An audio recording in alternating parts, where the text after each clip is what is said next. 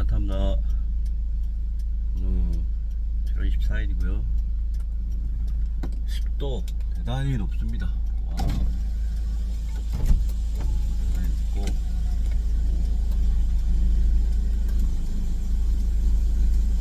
어제 비가, 그죠? 오락가락.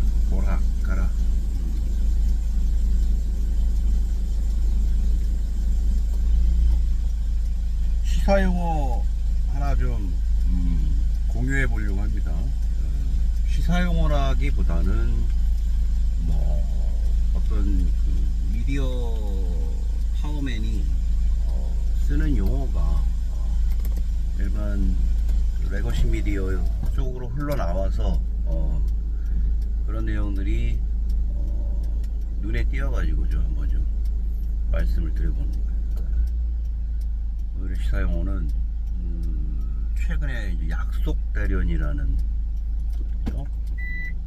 약속대련이라는 단어가 심심치 않게 나오고 있어서, 대련은 그 대련할 때 그 대련, 예. 칼을 들고 대련 연습을 하다, 그죠? 목검을 가지고 양치기 훈련을 하다, 대련을 하다. 근데 그 대련이 연습, 서로 간에 연습하는, 연습은 실전하고 틀리게 약속을 한다. 서로 간에 내가 위에서 내려치면 너는 밑에서 위로 맞고, 오른쪽에서 위로 갈라치기 하면 너는 밑에서 위로 우측으로 피해라. 요런 식의 그 약속 대련을 통해서 그들이 얻는 합의의 목적은 뭐예요? 관객들에게 어떤 화려한 퍼포먼스를 주면서 이들이 훌륭한 기술을 가지고 있구나, 연습 많이 했네, 이런 내용들. 실전에서 보여지는 어떤 살벌함이라든가 이런 거는 볼 수 없다, 그런 내용이잖아요. 레거시 미디어에서는 이런 어떤 측면에서는 자존심 상할 것 같아요. 전에 그 유시민 작가도 나왔고, 그리고 최근에 MBC의 손석희 님도 나와서 그런 얘기를 했지만, 지금 과도기잖아요. 과도기지만 KBS, MBC, SBS 이런 방송국, 조선일보, 동아일보, 중앙일보, 한겨레 등과 같은 미디어, 전통적 보수 미디어라든가 이런 미디어들은 정말 참담할 것 같아요. 불과 8, 9년 전에 나왔던 어떤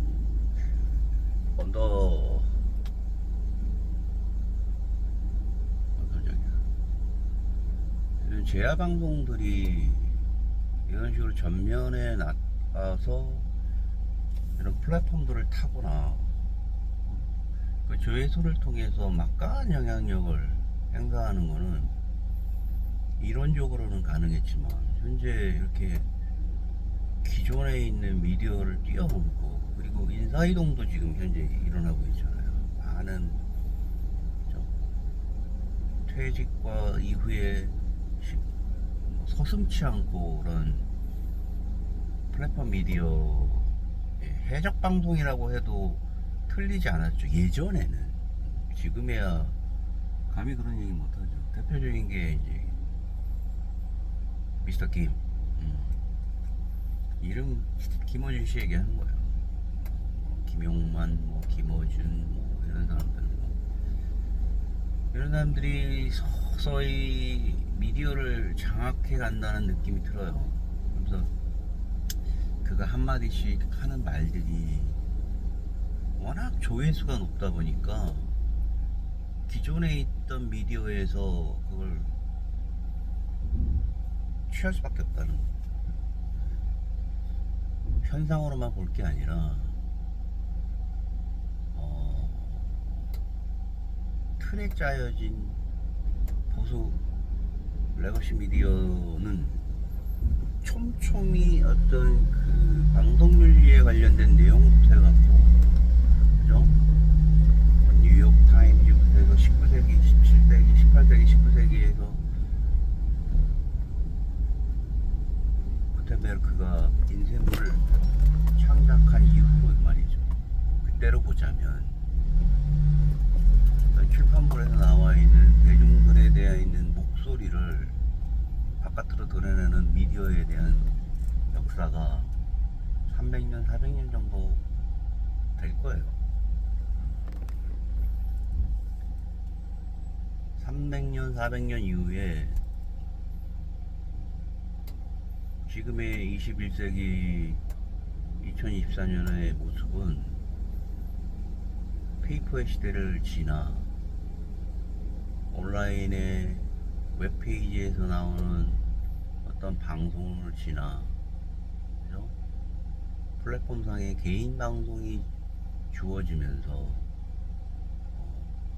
조절할 수 없는 수위를 자체적으로 심의해 가면서 말이죠, 서서히 이렇게 튜닝되어 가고 있는 것 같아요. 튜닝되어 가고 있는 것 같아요.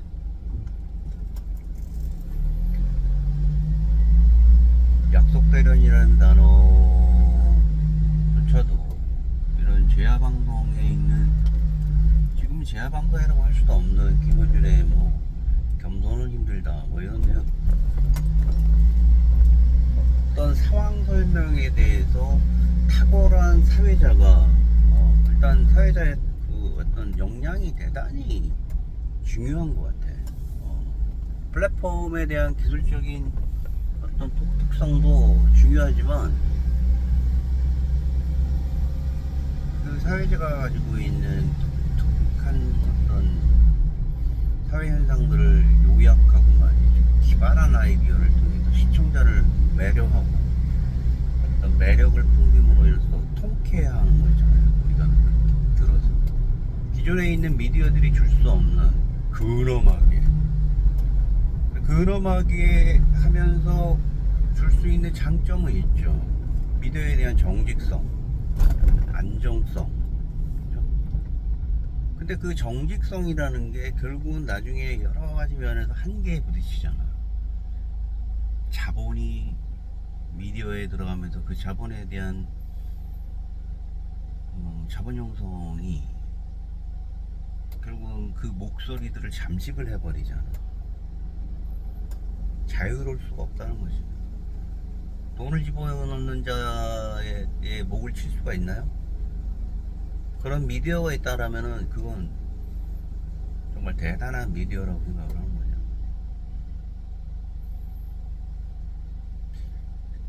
심지어 뉴욕타임즈나 CNN 이런 적도 마찬가지라고 생각해요. 그 내부에 있는 어떤 전체적인 뭐 여러 가지 불합리나 부조리를 끄집어내서 거꾸로 목소리를 낸다라고 그러면은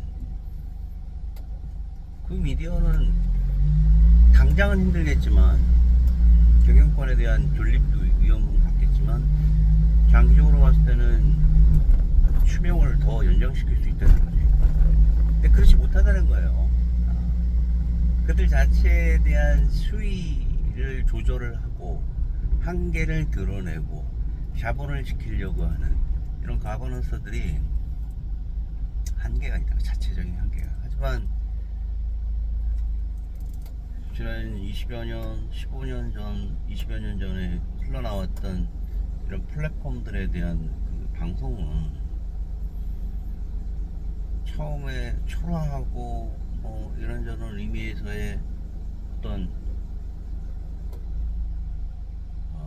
안쓰러움이 묻어나는 방송에서 점차 그들이 메가시 미디어에서 보여주지 못한 그 이면에 깔린 진실들을 드러내는 어떤 작업들을 하잖아. 그리고 역량이 쌓이면서 현재 가지고 있던 정치적인 역량이라든가 행정적인 역량이 여러 정보망들이 어떤 특정 사회자의 파워로 연결이 되고 그들에게 정보가 주어지고 심지어 국가 전체의 행정을 쥐고 있는 인사에 대한 참고 내용, 패널들에 대한 역량들을 심사 평가할 수 있는 게 기존 미디어가 아닌 죄야 플랫폼 미디어에서 많은 참고를 하고 있다는 사실이 굉장히 놀라운 일이잖아요. 이런 용어들에 대한 거꾸로 역수입한다고 해야 되나? 100만 이상이 보는데 한 번에 방송 한번 보면 뭐 80만, 100만, 40만이 봐버리는데 어마어마하지 않겠어요? 심지어 적성국도 보는 것 같아요. 주목해야 되는 거, 주목해야 되는 거. 그리고 교차해서 사실을 체크할 줄 알아야 되고, 세상은 빠르게 변하는 정도가 아니라 앞으로는 진실을 구분할 줄 아는 현명한 사람이 되지 못하면 아주 사람 바보가 되는 겁니다. 향후에는 제가 예측하건데 기존에 있는 뭐 여러 가지 훌륭한 AI 툴들이 나왔을 때 이 AI 툴들을 가지고 비 많이 오네. 한번 보시죠. 비 엄청나. 이 AI 툴들을 가지고 가상 아바타가 나와서 그죠? 어떤 소스 데이터를 주어짐으로 해서 내가 가지고 있는 그 브로드캐스트 프라이빗한 브로드캐스트에 대한 정체성을 프롬프트로 인지해주고 거기서 서로 이제 가상 패널과 내가 방송을 하는 모습을 인터뷰하는 모습을 보여주는 그런 내용의 플랫폼도 재밌을 것 같다는 생각을 들어요. 패널이 AI가 되고 아니면 AI가 인터뷰 메이커가 되는 거죠. 그런 내용의 플랫폼도 재밌어요.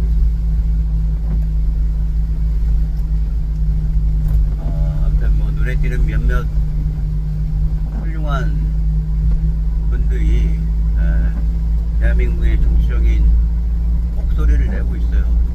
제발 건강한 모습으로 나아가길 바라고 극단적인 진영에 갈리는 상황에서 이루어지는 폭력적인 사태는 현재 21세기 현재에도 뚜렷하게 그 양상을 보여주고 있다는 미국도, 일본도, 한국도, 영국도, 프랑스도 이 바이올런트한 이벤트들이 목숨이 날아가는 상태까지 그걸 노리면서 과거 우리 원시대 때 먹을 걸 위해서 종족을 제거했듯이 현재도 우아하게 바뀌었을 뿐이지 빈도수는 그렇게 작지 않아요.